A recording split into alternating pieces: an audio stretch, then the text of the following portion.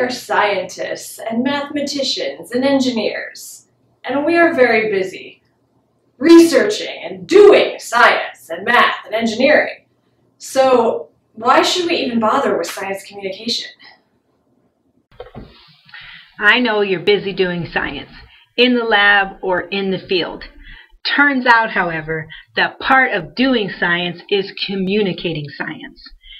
How are we going to know what awesome science you're doing if you don't tell us what you're doing? And you need to tell a lot of different types of people what you're doing. You're going to need to tell colleagues in your field what you're doing, probably in journals and maybe in presentations and meetings.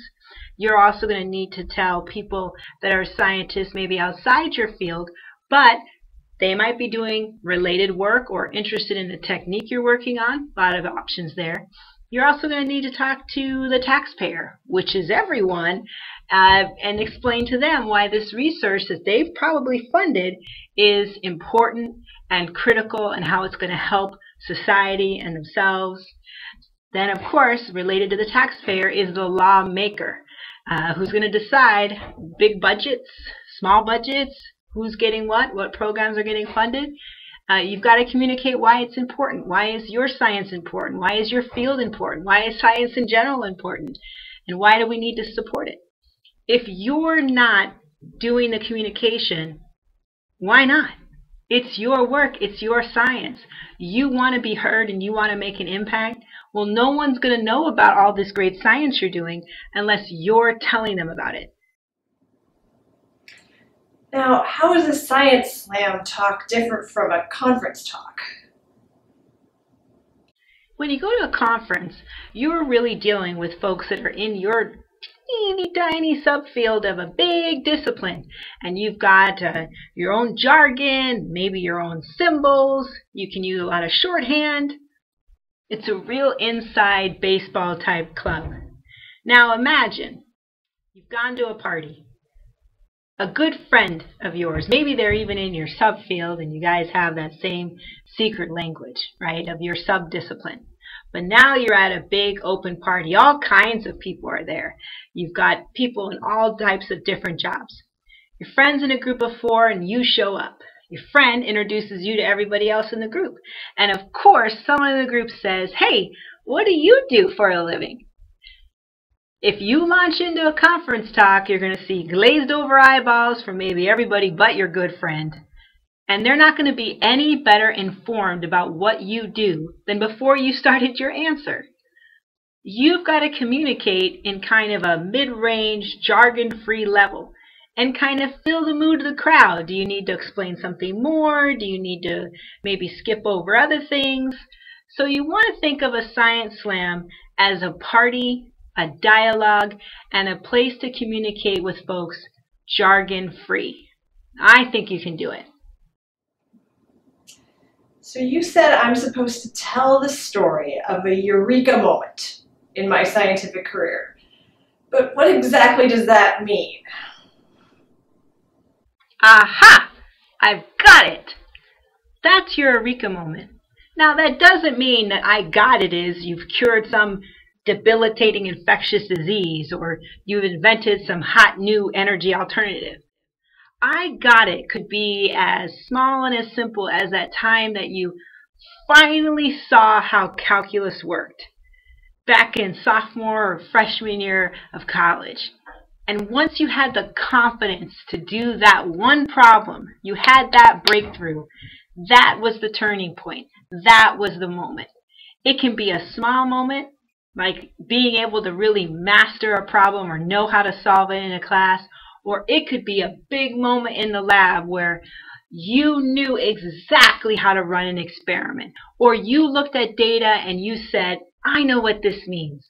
It can be from the smallest thing to the biggest thing. What was a turning point for you? What made everything seem to make sense? What was that thing that made you go, aha! I got it!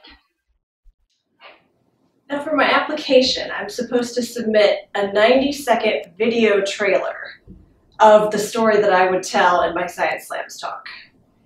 And you said it should have a beginning and a middle and an end. though it won't include all the details of my talk. So what exactly are you looking for in these video applications? You ever seen a movie trailer and it just pulled you in? It captured you from the first second. You're sitting in the movie theater and you say, I've got to see that one. Well, it must have given you enough details to pull you into the story, but it didn't give away any plot twists. Maybe it didn't show that super secret villainous character. That's the key, is you want to just pull us in with enough details to capture our interest, but you don't want to give away all the secret characters or plot twists. You want to keep those for your actual science slam.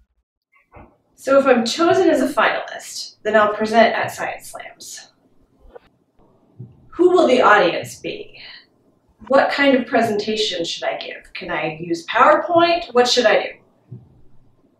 The Science Slam audience will be a mixed bag. You could have people from your own discipline, people from outside your field, people who aren't in science at all, members of the community. It'll be a real mixed bag. So, how should you do your presentation? Well, again, think of it as a party that your friend is throwing, and you know your friend knows everybody. They know jocks, they know nerds, they know everybody in between. They've got a big mix of people. You want to aim for the middle of the road, but you also want to read the audience. If you're getting kind of feedback about the types of people you're dealing with and what they know and maybe what they don't know, you can kind of tailor your approach in a bit. So you want to think party environment, you want to think you're meeting new people, how do you read the room? Now, you could use PowerPoint, but you want to remember to keep the entertainment value a little bit high. So high impact stuff like figures and graphics and things like that. Maybe a few key words. You can use it to remind yourself of where you're at in the story. But ultimately, you don't want a PowerPoint or something behind you to distract people from you. They're listening to you. They want to hear your story. You are center stage, even if you're slightly to the left. Okay, so if I'm chosen as a finalist, I get $50. If I win an additional $250. And there's free food for everybody who attends, right? That's right. If you're a finalist, you get cold hard cash. If you're the ultimate winner, you get even more cash. And everybody that comes to Science Slam is going to get free food. That sounds like a really good deal. Okay.